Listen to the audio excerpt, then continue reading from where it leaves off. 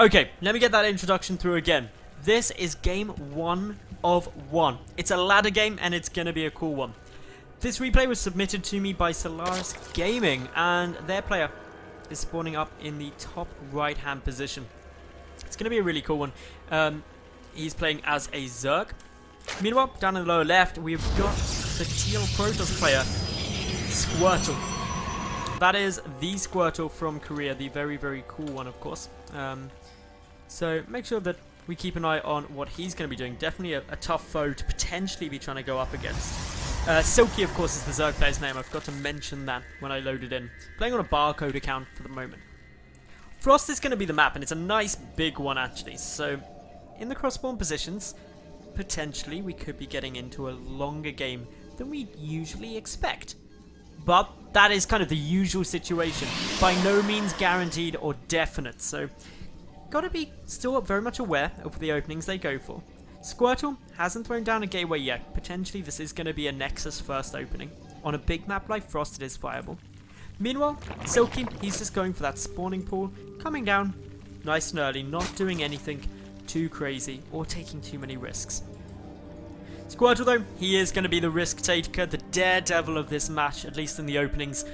Going to be going Nexus first. Very bold move. This would be bad times if we were seeing the Zerg go for some really early aggression or something. But since we're not, this should be a-okay and nothing terrifying going to be going on. Probe just going for a little adventure, wants to go and scout, find where the Zerg's going. And this has got to be the roughest job in all of StarCraft. The scouting worker. Just like, don't worry, Pete the Probe. You just go and find the Zerg base. They're really friendly, honest. You've seen the cardboard animations. You know that StarCraft's Zerglings won't do anything bad to you. And so off the little Probe goes. Pete the Probe here. And he goes to try and scout things out, and then he's just like, ugh. Oh, look, it's a nice little Zergling. And then suddenly it's clawing its tiny little eye out. And it does only have one eye. Sensor, whatever you want to call it. Just pretty mean being a scouting worker. It's not the job I'd want. If I could have any job in all of StarCraft, I think probably being the Overlord would be the best one. Because aside from that odd game where someone has a thing out to get them, and they actually get like Phoenix or Vikings or something and really go for the Overlords, you just spend your days floating around. Seems quite nice. Kind of nice relaxing, like in a water park. Anyway, Squirtle's probe. He has been successful. Came across a queen though. It wasn't the cuddly side. And down it goes.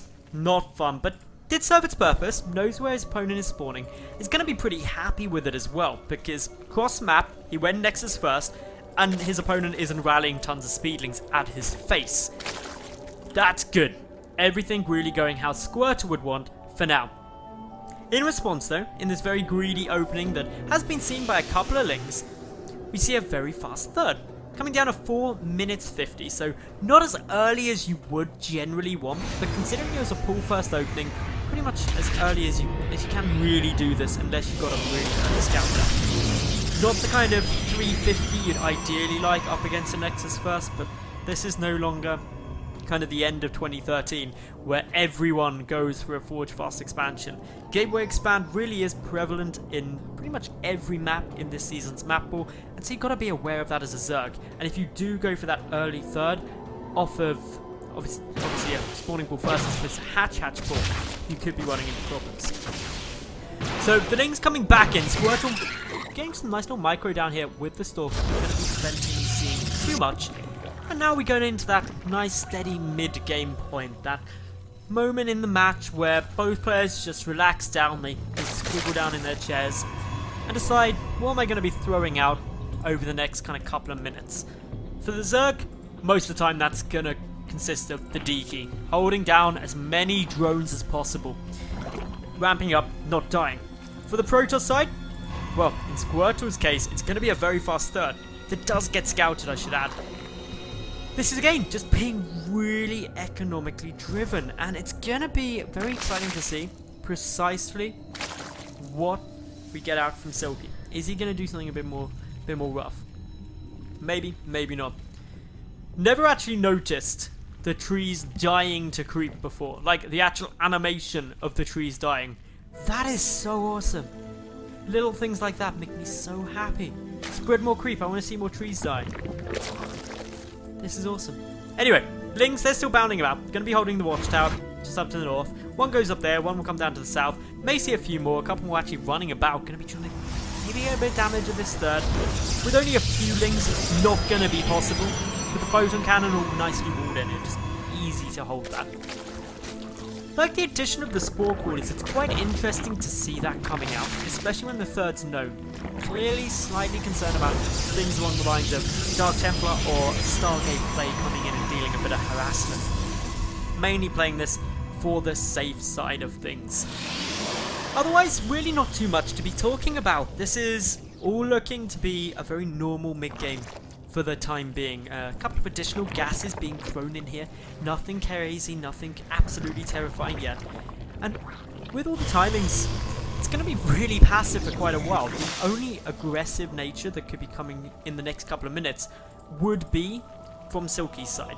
With this Hydralisk Den coming down with the +1, but he's still got to be waiting for at least Hydra speed, generally if he wants to be getting aggressive.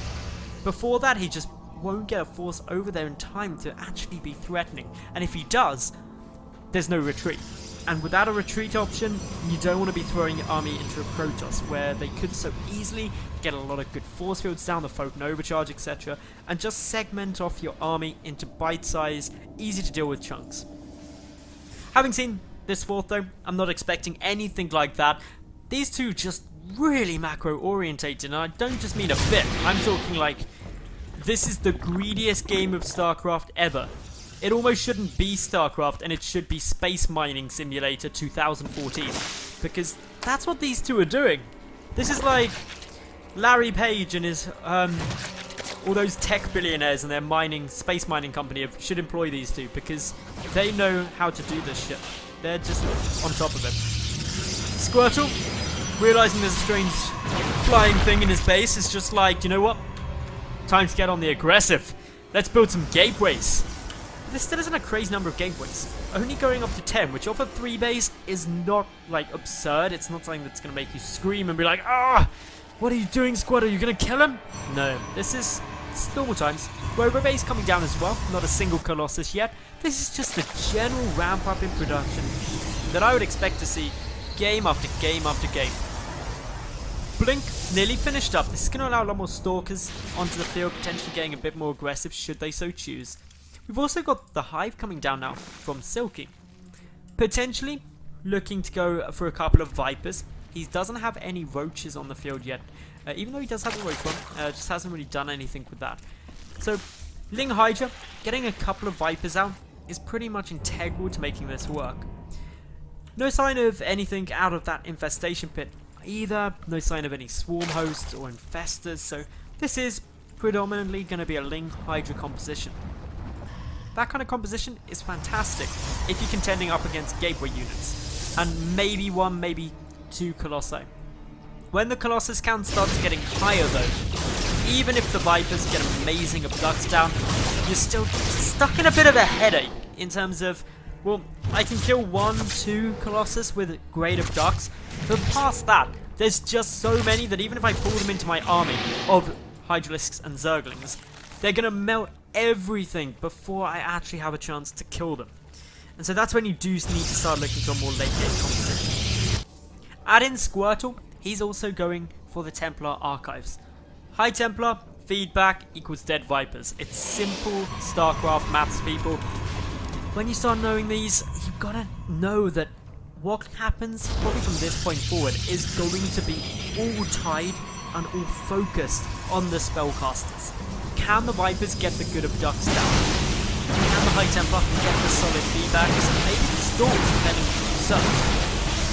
And that kind of dynamic can lead to very, very tense engagements where neither player wants to overcommit, because whoever gets those better spellcasts will end up winning engagements.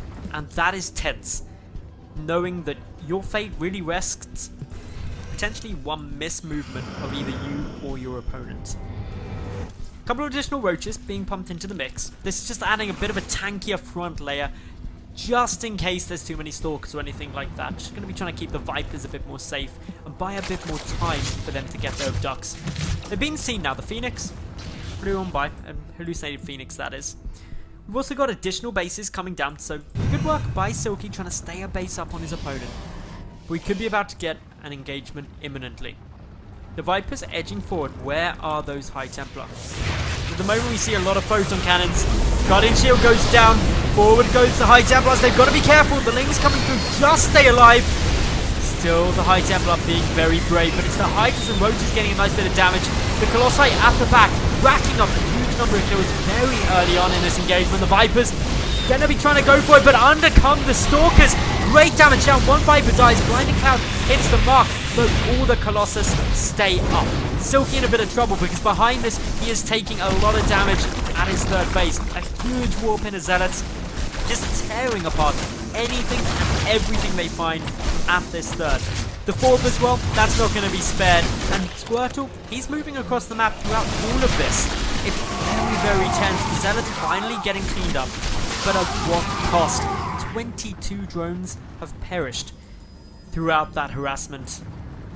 Is it too much to come back from when Squirtle is sitting very happily on 4 bases and 72 probes? We'll wait and see, but we may not be waiting for too long. The War Prism, yet again, going to be trying to find an avenue to attack, an avenue to get some good damage down with that drop play. And with all of Silky's army across the map, that may not be too long. Quick little warping. When I say a little one, it's a very big warping of a lot of Zealots. Tear that Queen apart, but it's at the third of Squirtle where the action's coming down. The Hydralisks getting a lot of damage out, picking away that gateway support, but it's the Colossus that still stand. It's the Colossus that are the big damage dealers. Their Splash, their Thermal Lances tearing it apart. Add in a couple of Zealots to buffer for them, and this isn't looking good right now for Silky. He's forced to retreat back. The Colossi still stand, and between them, they are racking up a hideous number of kills. Back in the main of Silky, Squirtle is getting some good damage out, focusing that Hive, and with these Zealots that do have the +3 attack upgrades, the Hive is not going to be lasting too long. Backing away now, we've got a couple more Colossus heading forward, going to be trying to get on the pressure, and Silky, having lost now his third base, relies on this fort incredibly heavily. Oh, with these Colossi bearing down upon it, is there anything that he can do? Now losing his Hive and still taking more damage. Squirtle in a very, very good position here, continuing on this pressure, getting as much damage as possible all the way through. GG, well played from Silky, and Squirtle is going to take this map.